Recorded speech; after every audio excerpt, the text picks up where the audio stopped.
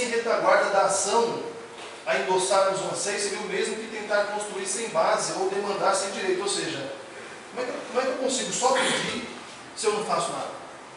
Se eu não construo nada, se eu não entrego nada para a humanidade? Não cabe só pedir, né? A gente precisa entregar, precisa produzir, precisa ter obra na nossa vida. Aí, é claro, no meio disso tudo que eu estou falando, do trabalho, que é importante, da fé com obras, que é a fé raciocinada, né? Eu não faço o que o pastor diz, eu não faço o que o palestrante espírita diz, eu não faço o que o padre diz, eu faço o que o meu coração diz, eu faço o que minha fé raciocinada manda. Eu penso, logo existo. É uma frase, né, do filósofo, lá, antes de Cristo até, ele falava, penso, logo existo. A gente vai pensar. Não é porque está escrito na Bíblia, que está escrito no Evangelho segundo o Espiritismo, que eu preciso abraçar aquilo e pronto. Vai fazer sentido para mim. A minha fé tem que ser raciocinada. Por isso vos digo, todas as coisas que vos pedides orando, crede que a vez de ter, e assim vos sucederão. A fé, a prece, que faz parte da fé, é importante. Precisa trabalhar, precisa, né, ter ação, precisa se mexer, mas a fé, é claro que a prece é importante, né? Eu vi uma palestra mesmo que o palestrante dizia assim, quando a gente faz uma prece, até o nosso estado físico melhora. Por quê? Porque você tem sintonia com a espiritualidade, você tranquiliza os teus chakras. Você abaixa a adrenalina, você se acalma. Então os plexos nervosos, né, o chakra 8, chakra 7, chakra 6, 5, chakra 4, 2, 1, enfim, eles vão se equilibrando, eles funcionam bem. Então o sistema digestivo vai funcionar bem. Você está bem, você está em harmonia, você está tranquilo, você está orando, então tende a funcionar bem. A tua cabeça tende a estar tenso, está preocupado, está pensando em coisas que está te deixando mal, tende a acalmar. Então a prece, ela acha que é do teu corpo. A prece é importante. Quando você pede, com certeza alguém do outro lado está te ouvindo. Do mesmo jeito, quando a gente faz coisas que não agradam a Deus, ou em pensamento, ou em atitude, que contraria aquilo que Jesus nos ensinou, quando a gente faz uma prece, também a gente está reduzindo a distância entre a gente e o céu, entre a gente e a espiritualidade. Então a prece é importante. Pela prece, o homem atrai o concurso de bons espíritos, que vêm sustentar as suas boas resoluções e inspirar-lhes bons pensamentos. Mas sem a obra não é nada. Aí eu já dei esse exemplo aqui outras vezes, né? Se a pessoa está lá, no hospital, internada, morrendo, porque a vida toda fumou, bebeu, fez tudo que não podia, e está lá com problema no pulmão, no coração, tendo falência múltipla de órgãos, porque, né, exagerou na bebida, no cigarro e outras coisas mais, ela pode até fazer prece ali naquele momento, mas ela construiu aquilo. Talvez a prece já não resolva mais, né? Porque ela fez aquilo a vida inteira.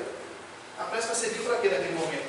Talvez para ter um desenlace mais tranquilo, para as coisas acalmarem, né? Para não ter tanto sofrimento, para a família se acalmar, para todo mundo entender que realmente o momento chegou. Mas foi 50 anos fazendo isso, vou fazer uma prece agora, Deus vai me levantar da cama com o pulmão bom, não vai. O pulmão vai ser enterrado como um homem, mesmo com a prece. Vocês entenderam a questão? A prece é importante? É necessário, a gente tem que fazer de manhã, antes de dormir à noite, para ter um sono tranquilo, mas só a prece sem obra não adianta. Vou contar uma história rapidinho para vocês, que desde o começo eu estava pensando em contar e eu tinha esquecido, né? E tem a ver com essa coisa de trabalho. Repito aqui, não falo trabalho, não é trabalho só trabalho de sustentar, trabalho pela vida, pelo próximo, por nós, pelos nossos filhos e tal. Tinha um sábio e um aprendiz caminhando, e eles passaram por uma fazenda e já estavam cansados, estavam andando há muitos dias, pediram para se hospedar na fazenda. O dono da casa pediu para eles entrarem, né? E deu banho, deu roupa para eles, e à noite, na hora da janta, eles estavam morrendo de fome, e quando sentaram para jantar, tinha 5 copos de leite na mesa, um copo de leite para cada um. fazendeiro, né? Uma fazenda tão grande e tal, e só tem um copo de leite para tomar, e, enfim, tomaram o leite, foram dormir, eu imagino que tomaram roncando, né? E foram dormir. No dia seguinte, quando eles acordaram, agradeceram a hospedagem e foram embora, né? A fazenda era enorme e tal. Já na saída da fazenda, tinha uma vaca só na beira do penhasco. Uma vaca na beira do penhasco. Aí o aprendiz falou assim o mestre falou assim para o aprendiz: vai lá e empurra a vaca. Vamos matar essa vaca. E o aprendiz falou: mas pelo que eu estou vendo, é a única coisa que eles têm, inclusive o leite que ele tomou ontem foi dela, né? E o aprendiz, mesmo não querendo fazer, foi lá e empurrou a vaca na ribanceira e foram embora. O aprendiz, nós pensando, meu Deus, né? Hospedaram a gente, eu matei a vaca deles ainda e tal, mas foi embora. Anos depois, os dois voltando por aquele caminho, encontraram a fazenda maravilhosa, cheia de gado, próspera, um funcionário, plantação, cavalo, a casa que era simples estava um casarão, uma mansão, enfim. Moral da história. O que eu quero dizer com isso para vocês? Foi preciso o dono da casa perder a vaca para ele entender que ele podia fazer muito mais por ele, por aquele lugar, né? Ele não tinha coragem, né? Ele não tinha atitude, ele não trabalhava, ele era preguiçoso. A vaca e o leite bastavam para ele. Quando ele perdeu a única coisa que ele tinha, que era a vaca, ele foi obrigado a se mexer. E quantos de nós não é assim? Quantos de nós já teve algum momento que a nossa vaca foi pro brejo? E era a única vaquinha que a gente tinha. E empurrar a vaca na ribanceira. Aí a gente fala: nossa, não preciso me mexer, né? Não é assim que funciona também? Então, assim, muitas vezes o que a gente entende como uma desgraça, Deus atuando na nossa vida, nos dando lição, né? Deus arbitrário e tal, é só a vida nos dizendo: você pode muito mais. Você foi mandado embora do emprego, mas tem um monte de coisa para você ir atrás, né? Se o relacionamento não deu certo, você vai morrer atrás da pessoa o tempo todo. Se não for ele, eu vou morrer. Não. A vida continua. Foi só a vaca que foi jogada lá, mas o resto está lá. A fazenda continua. Vocês entenderam a moral da história?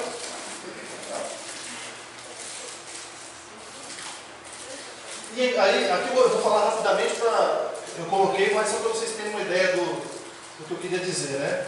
A busca do homem, ela vem de muito tempo atrás, né? O homem sempre buscou alguma coisa, né? Então, lá na época da pré-história, no período antes da escrita, né? O homem já buscava as coisas dele. Ele se distinguia dos animais com a capacidade de criar armas rudimentares para caça, viver em grupo, construindo primeiros registros de sociedade. Aí o homem das cavernas. O homem já buscava evolução lá na idade, lá na pré-história.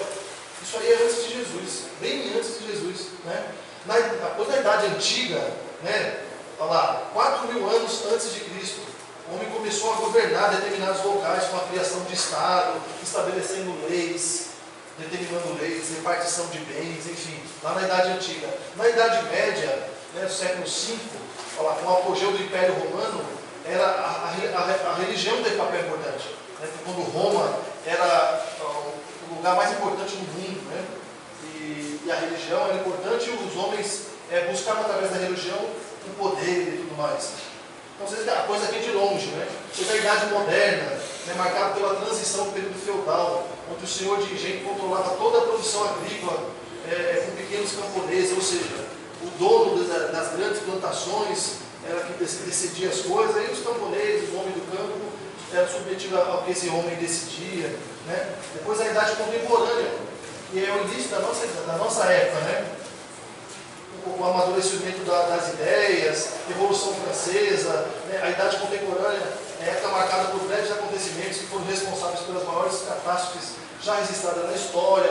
Aí fala do Holocausto, dos judeus, da escravidão, né? Então o homem ele busca, desde a idade, né, de anos antes de Cristo, alguma coisa. Ele busca se encontrar, ele busca resposta para as suas questões, através da astrologia, através de um monte de coisa. Mas, né, vem essa questão. Quando vem essa mensagem que é linda, né? Buscar primeiro o reino de Deus e a sua justiça, e todas as outras coisas vos serão acrescentadas. Isso é lindo, né? E é verdade. Mas buscar primeiro o reino de Deus quer dizer abrir mão de tudo que a gente falou até agora, né? Do trabalho, do esforço, da fé com obra, não. Aliás, buscar o reino de Deus é isso. Eu até coloquei as imagens aqui, no outro slide, né? Aqui é uma simbologia, né? O reino de Deus. E aí, buscar o reino de Deus, tem várias religiões que interpretam de várias maneiras, né? Tem religiões que acreditam que o reino de Deus vai ser um paraíso aqui na terra. Um paraíso. Jardins, o leão brincando com a criança, o rio limpo, abundância de peixe, todo mundo sorrindo, nenhuma doença, frutas em abundância, um paraíso. Tem gente que acredita nisso. Tem uns que acreditam que o reino de Deus é lá em cima. Que Deus vai estar lá, no manto branco, pagão, com a roupa branca, num trono bonito, e do lado direito os serafins, os querubins, e do lado esquerdo não sei quem, e todo mundo andando de branco, tá, paz e amor. O reino de Deus lá em cima. Tem gente que acredita que vai todo mundo morrer e ser ressuscitado. Os justos ressuscitarão e herdarão a terra, né? Cada um interpreta o reino de Deus de um jeito, né? Mas o importante é que a gente entenda que o reino de Deus, onde é que ele está, né? Se a gente se perguntar agora aqui, intimamente, onde é que está o reino de Deus? Aonde que eu posso buscar o reino de Deus? Está próximo o reino de Deus, está bem próximo lá. Está dentro de você, dizia Jesus Cristo. Então a gente vive procurando, né, o reino de Deus externamente, na igreja, na casa espírita, nos livros, nas ações, enfim. Mas às vezes a gente esquece de cuidar do principal, que é da gente. Não adianta todas as questões externas estarem bem resolvidas se você não está. E se o reino de Deus está dentro de você, então significa que você é uma pessoa maravilhosa, né? Então, Jesus Cristo falou, o reino de Deus está dentro de você, então nós somos perfeitos. Olha que legal, acabamos de descobrir isso aqui. Nós somos perfeitos, porque o reino de Deus reside em nós, e não tem reino melhor que o dele. Não é verdade? Alguém duvida que está dentro da gente? Então tá, então você procurar mais fora. E aqui tem alguns exemplos aqui que eu coloquei, só para simbolizar. Coisa simples, olha lá, a família feliz, ó, marido, filho e tal, as pessoas colhendo o que planta, a mulher orando, a família orando no jantar. Aqui tem um monte de desenho bonitinho, criança, cachorro, bicicleta, sol, bexiga, coisas simples, dia a dia. Aí a gente percebe que o reino de Deus está em coisas que a gente nunca pensou. Um jantar tranquilo, em família, gostosinho, temperadinho, termina um lava-louça, o outro enxuga e está todo mundo bem, feliz, tranquilo. Vamos assistir um DVD? Vamos assistir um DVD, que gostoso, em paz, sem briga, sem discussão. Ah, vou levar o filho no parque para chupar um sorvetinho, que legal, ver o filho correndo, catarrendo. É o reino de Deus. Não é o reino de Deus isso? A colheita das coisas, né, das plantas, dos frutos, das flores, não está ali Deus. Numa rosa orvalhada, que você acorda de manhã, aquela coisa mais linda, a rosa molhadinha do sereno da noite, não está o reino de Deus ali? Pronto, está aí o reino de Deus. Então, a gente não precisa buscar em tantos lugares, porque a gente coloca o reino de Deus como se fosse uma coisa impossível de alcançar. Ah, o reino de Deus não é para mim, eu sou imperfeito, eu minto, eu não sei o quê, eu sou cheio de defeito, então não é para mim. Mas se não é para você, é para quem? Se Jesus disse que está dentro de você.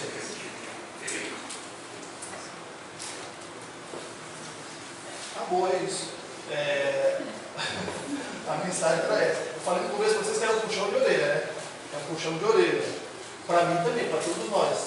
Porque não é só buscar, não é só pedir, né? A gente precisa buscar, precisa pedir, precisa.